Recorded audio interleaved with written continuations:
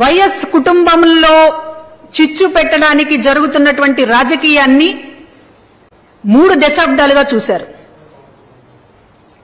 రాజశేఖర రెడ్డి గారు బ్రతుకున్న సమయంలోనే జాతీయ పార్టీగా ఉన్నటువంటి కాంగ్రెస్ లోనే కొంతమంది పెద్ద తలకాయలు ఇక్కడ ఉన్నటువంటి చంద్రబాబు నాయుడుతో చేతులు కలిపి ఆ కుటుంబాన్ని విడదీయాలని చేస్తున్నటువంటి కుట్రలని కడప ప్రజలకేమీ కొత్త కాదు. రాజశేఖర రెడ్డి గారు చనిపోయిన తర్వాత ఇవాళ మీరు ఏదైతే సానుభూతి కోసం మాట్లాడుతున్నారో అదే వివేకానంద రెడ్డి గారు వైఎస్ కుటుంబం నుంచి పూర్తిగా డీవియేట్ అయ్యి ఆ రోజున ఒక మంత్రి పదవి కోసం కాంగ్రెస్ పార్టీతో చేతులు కలిపి జగన్మోహన్ రెడ్డి గారికి వ్యతిరేకంగా వైఎస్ బిడ్డలకు వ్యతిరేకంగా ఆ రోజున రాజకీయం చేసింది కడప ప్రజలు చూడలేదా? వైఎస్ వివేకానంద రెడ్డిని ఓడించడానికి ఎమ్మెల్సీ ఎన్నికల్లో మీరు పక్కన పెట్టుకుని మాట్లాడుతున్నటువంటి బీటెక్ రవి ఆ రోజు వైఎస్ వివేకాన్ని ఓడించడానికి ఎవరైతే ప్రయత్నం చేశారో వాళ్ళందరూ కూడా ఇవాళ మీతోటి కలిసి ప్రయాణం చేసే పరిస్థితి, మీ గురించి సానుభూతిగా మాట్లాడేటటువంటి పరిస్థితి. కడప ప్రజలు ఎన్నాళ్లుగా చూస్తున్నారు ఈ రాజకీయాన్ని. నిటారుగా నిలబడుతున్నటువంటి నాయకత్వాన్ని వెన్ను విరగగొట్టాలని అటు వైఎస్ మీద ప్రయత్నం చేశారు, ఇటు వైఎస్ కొడుకు జగన్మోహన్ రెడ్డి గారి మీద ప్రయత్నం చేస్తున్నారు. కాకపోతే ఈసారి చంద్రబాబులో షర్మిల చిక్కుకోవటమే మా దురదృష్టం, చంద్రబాబు అదృష్టం. కాబట్టి ఈరోజు కడప మీద నిలబడి, కడప గడ్డ మీద నిలబడి హత్య రాజకీయాల గురించి లేకపోతే మరొక దాని గురించి ఎవరైనా ఎన్నికల్లో ఎందుకు పోటీ చేయాలనుకుంటారు? షర్మిల గారు ప్రజల సమస్యలు దాని మీద పరిష్కరిస్తాననేటటువంటి నమ్మకం ఉన్నవాళ్లు పోటీ చేయాలని అనుకుంటారు, పార్టీలు పెట్టాలని అనుకుంటారు, పార్టీలకు నాయకత్వం వహించాలనుకుంటారు. కానీ మీరు 2 విషయాలు చెప్తా ఉన్నారు. హంతకుడు అని అవినాష్ రెడ్డి మీద ముద్ర వేస్తా ఉన్నారు. కేసు విచారణ అంటే మీకు కోర్టుల మీద నమ్మకం లేదు, చట్టాల మీద నమ్మకం లేదు, మీ బుర్రలో ఏది తోస్తే అదే తీర్పు, అదే విచారణ, మీరు కూడా శిక్ష కూడా మీరే వేయాలనేటటువంటి వైఖరి ఇది సరైందేనా? కోర్టు విచారణలో జరుగుతున్నటువంటి విషయాలు, దానికి సంబంధించినటువంటి ఏమిటి అనేటటువంటిది దాని లోతులకు వెళితే ఈ ప్రెస్ మీట్ సరిపోదు. కానీ విచారణ పరిధిలో ఉన్నటువంటి ఒక అంశాన్ని తీసుకొచ్చి ఎన్నికల అంశంలో మార్చడంలో మీ రాజకీయం ఏమిటి? ఆ రోజున జగన్మోహన్ రెడ్డి గారికి వ్యతిరేకంగా, విజయమ్మ గారికి వ్యతిరేకంగా వైఎస్ వివేకాన్ని నిలపడంలో ఈ కూతురు సునీత, ఆ కుటుంబము ఆ రోజున ప్రోత్సహించింది నిజం కాదా? ఈ రోజున మీ స్వార్థ కారణాలతోటి మీరందరూ కూడా ఏకమయ్యి ఇవాళ ఒక స్క్రిప్ట్ ప్రకారం చంద్రబాబు లేకపోతే మరొకళ్ళో ఈ మాటలు మాట్లాడితే ప్రజలు ఉమ్మేస్తారు గనక మిమ్మల్ని పావులుగా మార్చుకుని ఈ రోజున ఇట్లాంటి మాటలు మాట్లాడించడం అనేటటువంటిది, మీరు పావులుగా మారడం అనేటటువంటి దురదృష్టకరం. ఎన్నికల్లో మీరు ఏమి సాధించాలని పోటీ చేస్తున్నారు? ఎవరైనా ఎన్నికల్లో నేను ఇది సాధించాలని పోటీ చేస్తున్నానని చెప్తారు. ఎవరు ఆఖరి కోరికల కోసమో లేకపోతే మరొకటి కోసమో కోర్టు పరిధిలో ఉన్నటువంటి అంశాలను తీసుకొచ్చి దీనికోసం నేను పోటీ చేస్తున్నానని ఎవరైనా ఇప్పటిదాకా మాట్లాడారా? అది కరెక్ట్, సమంజసమేనా? ఇవాళ మీరు ప్రత్యేక హోదా గురించి మాట్లాడుతున్నారు. కాంగ్రెస్ పార్టీ దోషి కాదా ప్రత్యేక హోదా ఏపీకి దక్కకపోవడానికి? విభజన చట్టంలో ప్రత్యేక హోదా పెట్టకుండా అసలు రాష్ట్రాన్ని విభజించడమే చాలా అన్యాయంగా, అంటే ఒక రాష్ట్రం గాలికి పోతే పోయింది, రాజకీయంగా తనకు ప్రయోజనాలు దక్కితే చాలని ఆ రోజు కాంగ్రెస్ పార్టీ భావించింది నిజం కాదా? ఆంధ్రప్రదేశ్ మీద ఒక కక్ష గట్టి కుయుక్తులతోటి, కుట్రలతోటి రాష్ట్రాన్ని గాలి కొదిలేసినటువంటి కాంగ్రెస్ పార్టీ విభజన చట్టంలో ప్రత్యేక హోదా పెట్టకుండా ఇప్పుడు హోదా జపాన్కి కాంగ్రెస్ పార్టీ మాట్లాడడం, మీరు దాన్ని నెత్తినెక్కించుకోవడం, రాజకీయాల కోసం అటు జాతీయ పార్టీగా ఉన్నటువంటి కాంగ్రెస్ పార్టీ, ఇక్కడ మీరు కూడా ఇవాళ రాజకీయం కోసం మాట్లాడుతున్నారు. కాంగ్రెస్ పార్టీ రాష్ట్రానికి చాలా అన్యాయం చేసిందని గతంలో మీరు మాట్లాడారు కదా, ఎందుకు యూటర్న్ తీసుకున్నారు ఇప్పుడు? దాని గురించి మీరు మాట్లాడరా? పబ్లిక్ లోకి వస్తే ఆ విషయాలు మాట్లాడరు. మీరు ఎన్ని విషయాల మీద యూటర్న్ తీసుకున్నారో దాని గురించి మాట్లాడరు. మీరు ప్రజలకు సంజాయిషి చెప్పాల్సినటువంటి చాలా ఉన్నాయి షర్మిల గారు. మీ వ్యక్తిగతమైనటువంటి ఎజెండాతోటి కోర్టుల పరిధిలో, విచారణ పరిధిలో ఉన్నటువంటి అంశాలని భూతద్దంలో చూపించి ప్రజల ముందు ఏదో మాట్లాడాలని చెప్పి ప్రయత్నిస్తున్నారు. కడప ప్రజలు అర్థం చేసుకుంటారు, కానీ బయట ఉన్నటువంటి వాళ్ళకి వాస్తవాలు చెప్పాలి గనక మేము మాట్లాడాల్సి వస్తుంది తప్ప కడప ప్రజల గురించి మాకు ఎటువంటి భయము, ఆందోళన లేదు. వాళ్ళు ఇట్లాంటి కుట్రల్ని ఎన్నో చూశారు. కాకపోతే స్వయంగా షర్మిల గారు కూడా ఈ కుట్రల్లో భాగం కావడం, పావుగా మారడం అనేటటువంటిది ప్రజలు జాలి పడుతున్నారు. కానీ ప్రజల ముందు పదే పదే మాట్లాడుతున్నారు కనుక కొన్ని విషయాలు మీరు సంజాయిషి చెప్పాల్సినటువంటి విషయాలు ఉన్నాయి. ఎప్పుడు దాడి చేయడం కాదు, ఎదురు దాడి చేయడం కాదు మీరు చేయాల్సింది. ప్రజల ముందు సంజాయిషి చెప్పాల్సినటువంటి కొన్ని విషయాలు ఉన్నాయి. అసలు తెలంగాణలో మీరు పార్టీ ఎందుకు పెట్టారు? ఎందుకు ఎత్తేసుకున్నారు? తెలంగాణలో పార్టీ పెట్టినప్పుడు మీరేం మాట్లాడారు? తెలంగాణనే నా గడ్డ అన్నారు. అవసరమైతే ఆంధ్రప్రదేశ్కు వ్యతిరేకంగా కూడా నీటి విషయంలో కొట్లాడతానని అన్నారు. తెలంగాణ ప్రజల కోసం, తెలంగాణ రాష్ట్రం కోసం ఆంధ్రప్రదేశ్ ప్రజలని కూడా పట్టించుకోను, ఆంధ్రప్రదేశ్కు నష్టం జరిగినా సరే తెలంగాణ కోసం ప్రాణమిస్తానని చెప్పి మాట్లాడారు. అక్కడ పార్టీ పెట్టారు, అక్కడ కార్యకర్తల్ని, నాయకుల్ని నిండా ముంచారు. ఉన్న పళంగా కాంగ్రెస్ పార్టీలో విలీనం చేశారు. కనీసం కాంగ్రెస్ పార్టీ మిమ్మల్ని చుట్టపు చూపుగానైనా ఎన్నికల ప్రచారంలో పాల్గొనని అడగలేదు. మీ దగ్గరకు వచ్చి ఒక కనీసం మీ సహకారం కోరలేదు. పోనీ ఎన్నికల్లో గెలిచిన తర్వాత మీరు చెప్పుకుంటున్నారు నా వల్ల గెలిచింది, నా వల్ల గెలిచిందని, కనీసం ఒక థ్యాంక్స్ అనేటటువంటి ప్రకటన కూడా కాంగ్రెస్ పార్టీలో లేదు. ఇంత అవమానకరంగా, చిన్న చూపుగా వ్యవహరించినా కూడా మీరు కాంగ్రెస్ పార్టీని విలీనం చేశారు. సడన్ గా ఆంధ్రప్రదేశ్లోకి ల్యాండ్ అయ్యారు. ఇక్కడ పార్టీ పెట్టారు, ఇక్కడ కాంగ్రెస్ పార్టీకి అధ్యక్షురాలయ్యారు. ఇవాళ తెలుగు ఆంధ్ర గడ్డ గురించి ఈ రోజు మాట్లాడుతున్నారు, కడప బిడ్డ అంటూ మాట్లాడుతున్నారు. ఆ రోజు ఎందుకు మీరు ఆంధ్రప్రదేశ్ ప్రజలకు వ్యతిరేకంగా నిలబడాలని ఆ రోజు ఎందుకు అనుకున్నారు? ఈ రోజు లేదు లేదు అదంతా తూచి రాజకీయాల్లో ఇంతగా చంద్రబాబుని ఇప్పటిదాకా చూసాం మేము ఊసరవెల్లిగా. ఏ విషయానైనా ఆయన యూటర్న్ తీసుకుంటారు, మోడీ గారిని తిడతాడు, మళ్ళీ మోడీ గారిని చంకనెక్కించుకుంటాడు. ఇవన్నీ కూడా చంద్రబాబుని ఇప్పటిదాకా మాకు తెలిసినటువంటి రాజకీయం, ఊసరవెల్లి రాజకీయం. కానీ ఇవాళ మీరు చేస్తున్నది ఏంటి? ఇన్ని యూటర్న్లు మీకు అప్పుడే ఏం అవసరం అవుతున్నాయి? ఎందుకు అవసరం అవుతున్నాయి? ప్రజల ముందు దీనికి వివరణ ఇవ్వాలి కదా. ఒక సభలో అన్న దీనికి వివరణ మాట్లాడకుండా హత్య రాజకీయాలు, లేకపోతే వ్యక్తిగతమైనటువంటి మీ బాధలు ఇవి చెప్పుకుంటున్నారు. సరే, మీరు చేసినటువంటి రాజకీయానికి సంజాయిషి, కనీసం వివరణ ప్రజల ముందు ఇవ్వాల్సినటువంటి బాధ్యత మీకు ఎప్పుడూ అనిపించడం లేదా? 4 మాటలు ఎదురుదాడిగా మాట్లాడేయడం, జగన్ గారి మీద ఉన్నటువంటి కోపము, లేకపోతే రాజకీయంగా ఏమీ దక్కలేదనేటటువంటి బాధ వ్యక్తం చేస్తున్నారు పదే పదే. కానీ మీరు యూటర్న్లు తీసుకోవడం వెనుక ఏంటి రీజన్? కాంగ్రెస్ పార్టీని ఆ రోజు మీరు తిట్టారు. కాంగ్రెస్ పార్టీ రాష్ట్రానికి అన్యాయం చేసిందన్నారు. ఇప్పుడు న్యాయం చేసింది అనేటటువంటిది మీరు ఎందుకు భావించాల్సి వస్తుంది? ప్రత్యేక హోదా ఇవ్వకపోవడానికి కారణం మెయిన్ విలన్ కాంగ్రెస్ పార్టీనే అని ఆ రోజు మీరు మాట్లాడారు.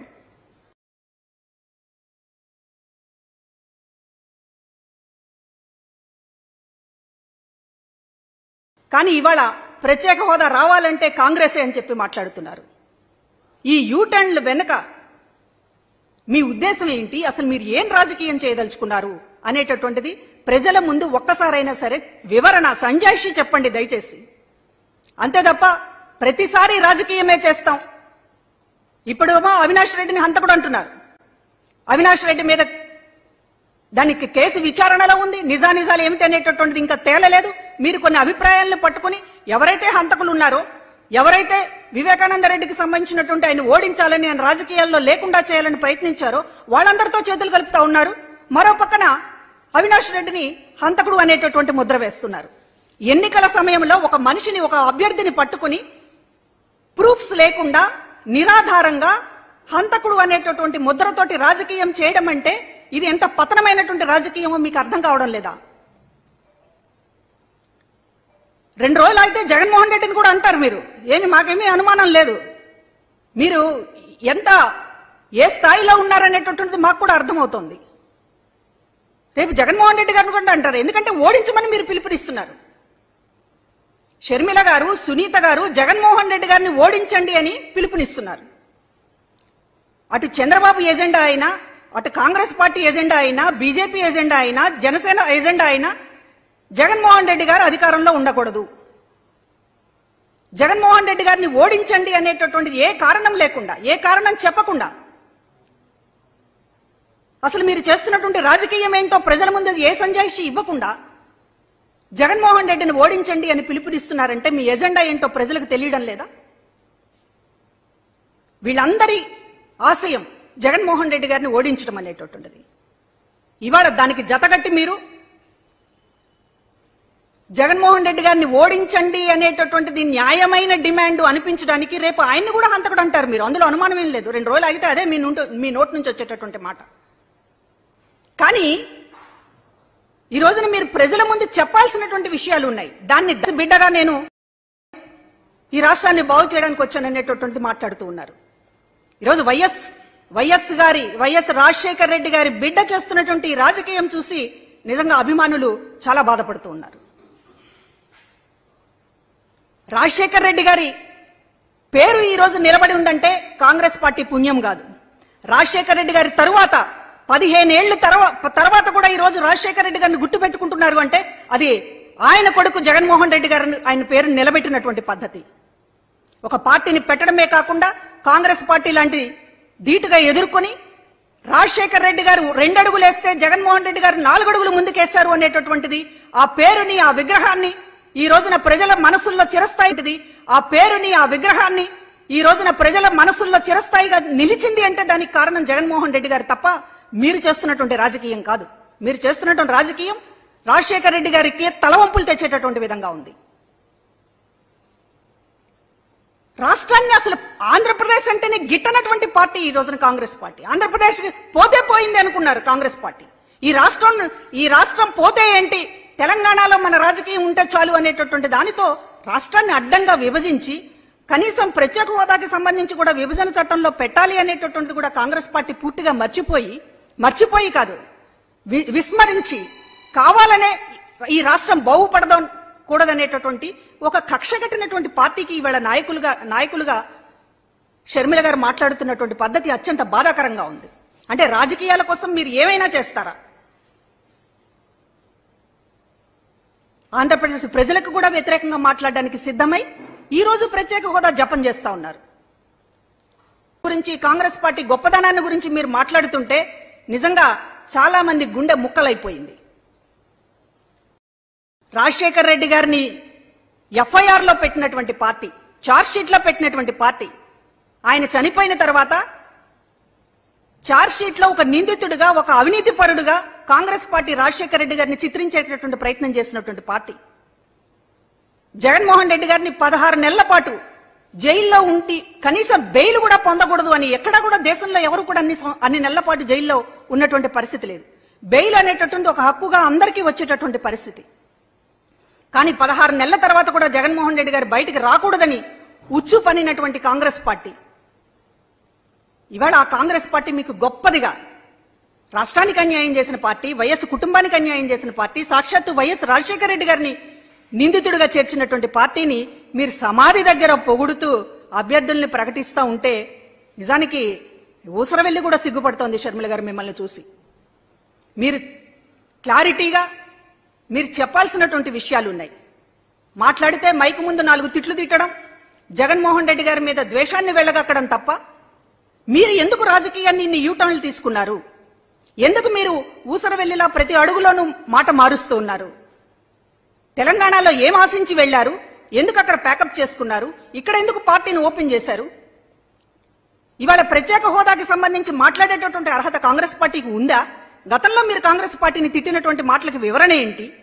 ఇవన్నీ మాట్లాడకుండా హంతకులు, హత్య రాజకీయాలు, చిన్నాన్న ఆఖరి కోరికలు ఇవి కాదండి ఎన్నికల్లో మాట్లాడాల్సింది. ఎన్నికల్లో మీరు కడప ప్రజలకు ఏం న్యాయం చేస్తారో మాట్లాడండి. ఎన్నికల్లో కాంగ్రెస్ పార్టీకి సంబంధించినటువంటి ద్రోహాన్ని మీరు క్షమాపణ చెప్పి ముందుకు కదులుతున్నారా, లేకపోతే ఏ రకంగా దాన్ని ఆ నష్టాన్ని పూడుస్తున్నారనేటటువంటిది సమాధానం చెప్పకుండా మీరు గాని, మీ పార్టీ జాతీయ నాయకులు గాని చాలా విషయాలు ఆంధ్రప్రదేశ్ కు సమాధానం చెప్పాల్సినటువంటి విషయాలు ఉన్నాయి. వాటిని మీరు దాటుకుని మీరు ఎంపీ కావాలనో లేకపోతే మరొకటనో వెళ్లాలంటే కుదరదు. కాంగ్రెస్ పార్టీ ఇక్కడ దోషి. ఆంధ్రప్రదేశ్ ప్రజల ముందు కాంగ్రెస్ పార్టీ దోషి. ఆ దోషికి సంబంధించినటువంటి ఆ పాత్రకి సంబంధించినటువంటి విషయాలు ఇక్కడ చర్చనీయాంశం కావాల్సిందే. దాన్ని తప్పించుకుని మీరు కడప లేకపోతే కడప రాజకీయము, హంతక రాజకీయము ఇది మాట్లాడాలంటే అది జరగని పని షర్మిల గారు. కాబట్టి మీరు ప్రజల ముందు సాగిస్తున్నటువంటి విజ్ఞప్తి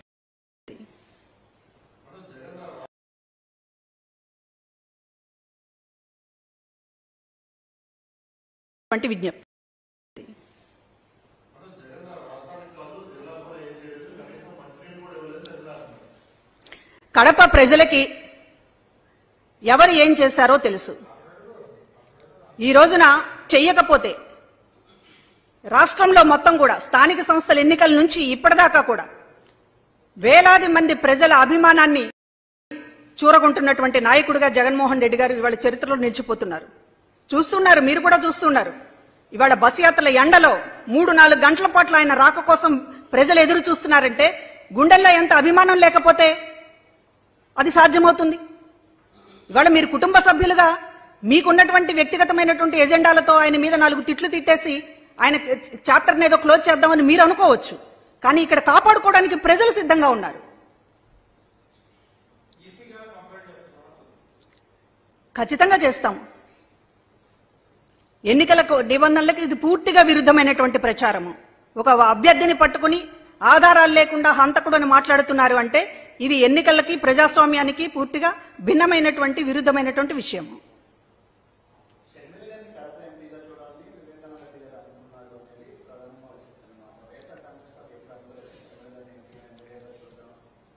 ఇప్పుడు ఆవిడే షర్మిల గారు ఒక ఇంటర్వ్యూలో గతంలో చెప్పారు, వైఎస్ రాజశేఖర రెడ్డి గారికి నాన్నకి నేను రాజకీయాల్లోకి రావడం ఇష్టం లేదు, రాజకీయాలకు నన్ను దూరంగా ఉంచాలని నాన్న కోరుకునేవారు అని.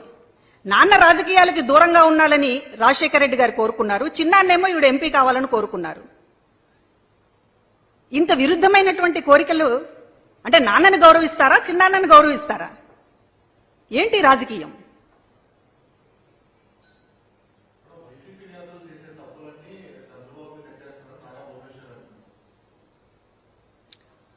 వైసీపీ చేసిన తప్పులు ఏమిటి? ఇంటింటికి పాలన అందించడం వైసీపీ చేసినటువంటి తప్ప. చంద్రబాబు నాయుడు గారు 14 ఏళ్ల అధికారంలో ముఖ్యమంత్రిగా ఉన్నారు, అపోజిషన్ లీడర్ గా ఉన్నారు. ఇన్ని ప్రభుత్వాలు ఉన్నాయి, ఇదే యంత్రాంగం, ఇదే ప్రభుత్వ యంత్రాంగం అప్పుడు ఉంది, ఇప్పుడు ఉంది. ఎందుకు ఇంటింటికి మీరు పెన్షన్లు గాని సంక్షేమ పథకాలు గాని ఇంటి వద్దకు ఎందుకు తీసుకురాలేకపోయారు? ఇవాళ చేసినటువంటి మంచి చూసిన తరువాత అయినా సరే మీరు ఏదైనా సరే మనం కూడా ఇలా చేసి ఉండాల్సిందని గుర్తిస్తే బాగుండేది. అలా కాకుండా ఇవాళ ముసలి వాళ్ళందరినీ ఎండలో నిలబెట్టేటటువంటి పరిస్థితి, వాళ్ళ ప్రాణాలు పోతున్నటువంటి పరిస్థితి, దీనికి చంద్రబాబు నాయుడు గారి కారణమైతే అది మా తప్పేలా అవుతుంది? మీరు చిటికలో చిటికేస్తే ఇంటి దగ్గరికి అన్ని అందించవచ్చు అని ఎంత తేలిగ్గా చెప్తున్నారే మీరు. మరి మీరు ఎందుకు చేయలేకపోయారు? చిటికేస్తే సాధ్యమయ్యేటటువంటి వ్యవస్థ వాలంటీర్లు లేకుండా అది సాధ్యమై ఉంటే మీరెందుకు చేయలేకపోయారు? ఇవాళ వాలంటరీ వ్యవస్థ అయినా సచివాలయ వ్యవస్థ అయినా జగన్మోహన్ రెడ్డి గారు తీసుకొచ్చింది కదా.